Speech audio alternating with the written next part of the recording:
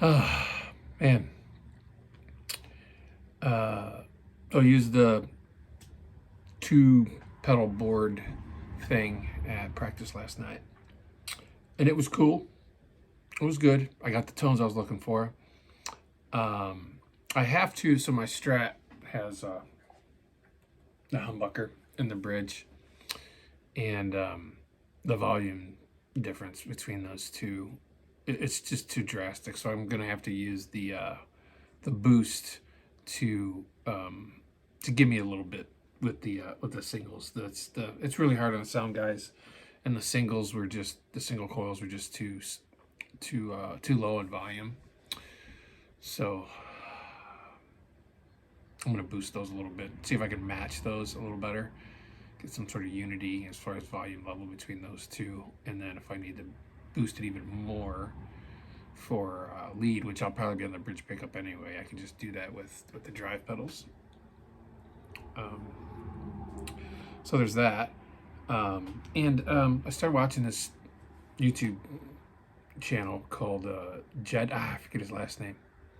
He's also from Nashville. Jed in the Shed is what he calls his episodes, or his little show, I guess. And it's really cool. He's kind of like Tom Bukovac, and they're friends, but slightly different. And I like he has like little things he plays of stuff he's working on that might turn into a song, might not turn into a song. And I have so many of those things on my phone in the voice memos app. I was looking through them yesterday. Gosh, I don't know, probably 30. Most of them are decent and they could become something, but they're not really anything. So I thought it would be cool to play some of those on here and maybe build on them over like several videos where you take an A section, you had a B section, you had bass, you had drums and stuff, and maybe it becomes something, and kind of look into the process, I guess, which might be kind of cool.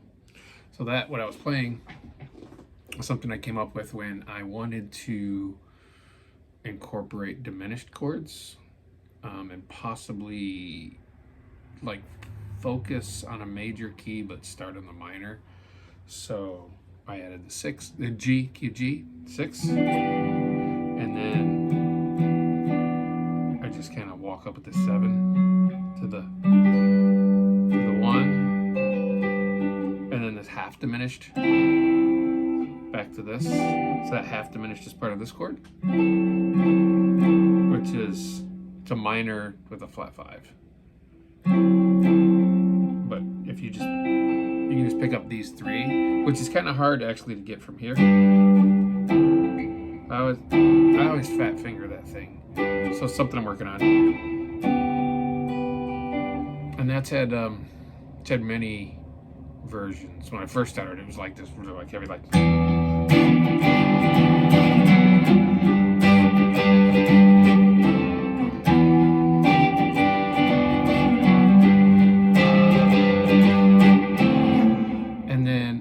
I thought it would be cool 6/8, so I did 6/8. So, oops. So the 6/8 was.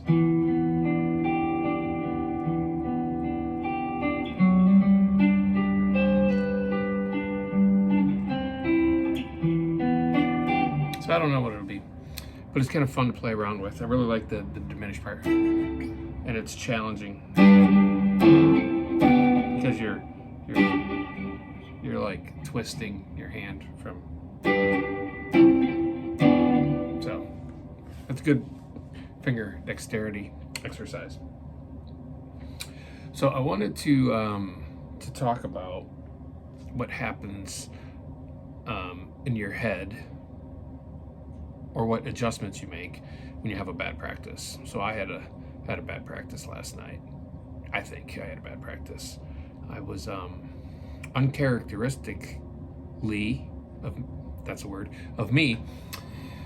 It's a chord I was forgetting some of the chords, and then you kind of get lost, and I didn't seem like my rhythm was really good. It seemed like I'm gonna say out of pocket, but I don't mean that to say like the drums and bass were off, just that I was off. I wasn't in the pocket. So I thought, so what do you do when you have a bad practice and things aren't going your way? I think the thing you shouldn't do is just play the songs over and over and over again, from front to back, because there's parts in there that you messed up on, and I think those are the parts that you should focus on. So whether you do the metronome thing, or you just loop a part of a song and get that right and then play the whole thing. So I think it's important to concentrate on the parts that you messed up, and then play the whole thing in context. But you don't have to play the whole thing in context every time if there's still a part that you're messing up. So work on that part, clean that up, and then play the whole song after that. The other thing is for me, to make sure that I really know the songs really well, and that may be just studying chord charts and not actually playing guitar. Just making sure that I know the changes and I know the rhythm of those changes. So I know that this chord is a full bar, this chord is 2 beats, this is a passing chord here, so that I'm super confident and I'm not second guessing myself. And then the third thing is to you may not play to a click, but if you play in a church or something like that, you almost definitely play to a click. Is to really, really focus on that, so that you're there, right, and you're feeling the groove and you're doing everything you should do.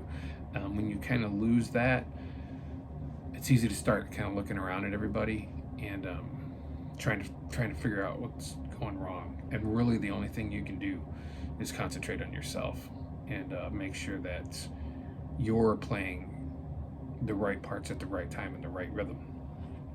So what I like to do, which I think a lot of people like to do, my computer screen just went off. Hold on a second. That's why I got dark in here. Oop, turn it off. Another people like to do is to concentrate on the 2 and the 4 of the beat, and that gives me a good rhythm to know where I am, or at least on the quarters, right? So you're playing something on the quarters rather than just trying to strum. So the song that I played when I did the metronome video was the one that I was struggling with. So I'm gonna try to show you what I mean by concentrating on the 2 and the 4. So obviously you have 4 beats, like 1, 2, 3, 1. So you'd be like 1, 2.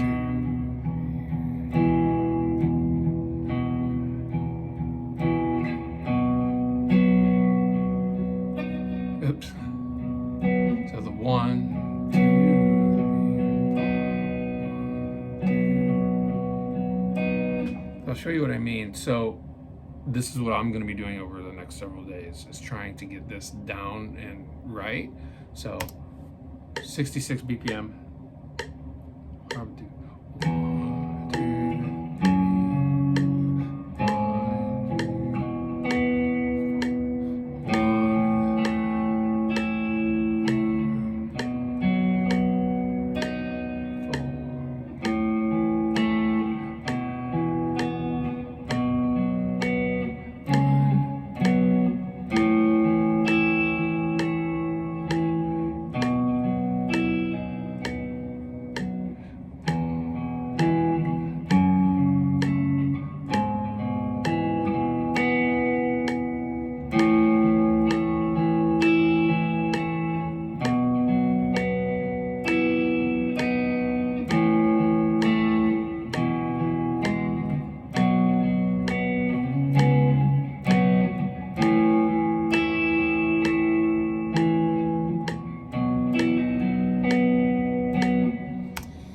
whether it's the 2 and the 4, the 1 and the 3, whatever you're doing, I think those accents really help.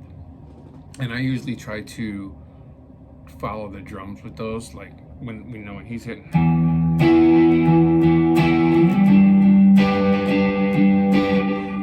whatever he's doing, but that song doesn't have drums really. It has some cymbals and then some drums at the end, but it's really free flowing and just piano and some guitar and bass.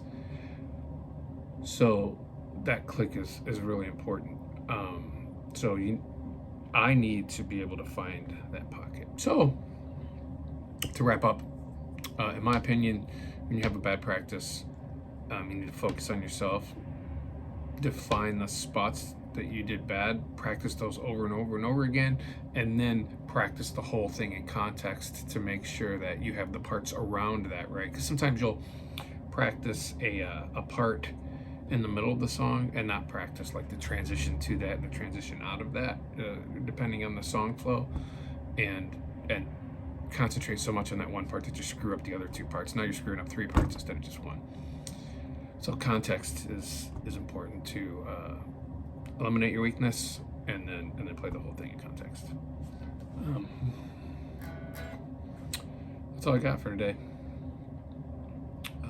The little thing that might become a song that I kind of like with a diminished chord, and how to react when you have a bad practice. Hope that helps you if that's something you struggle with. Other than that, see you later.